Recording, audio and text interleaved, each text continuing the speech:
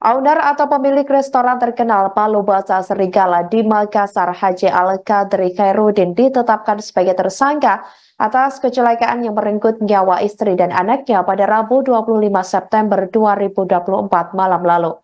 Penetapan tersangka diumumkan oleh Kasat Lantas Polrestabes Makassar, Kompol Mamat Rahmat dalam konferensi pers di kantornya pada Jumat 11 Oktober 2024 hari ini. Al-Qadri dikenai pasal 310 ayat 4 dan 310 ayat 3 subsidiar pasal 109 Undang-Undang Lalu Lintas dan Angkatan Jalan Raya. Ancaman hukuman yang diterapkan adalah maksimal 6 tahun penjara dan denda hingga 12 juta rupiah. Dalam kecelakaan tersebut, istri Al-Qadri, yakni Nurjana berusia 35 tahun meninggal dunia dalam perjalanan menuju rumah sakit. Kemudian putranya M. Fadlan yang berumur 7 tahun juga tewas di tempat kejadian. Meskipun ditetapkan sebagai tersangka, Al-Qadri tidak akan ditahan karena dianggap kooperatif selama proses penyelidikan.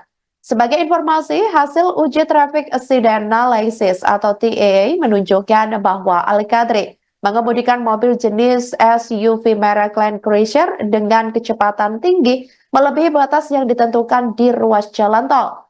Dari keterangan yang diperoleh, tersangka melaju dengan kecepatan sekitar 127 km per jam.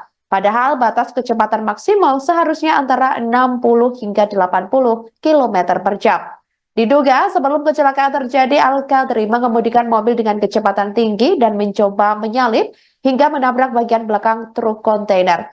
Diketahui sopir truk kontainer bernama Wahyudi berusia 36 tahun yang merupakan warga Jalan Tamalalang, Kecamatan Tamalan Rea, Makassar selama dalam insiden itu.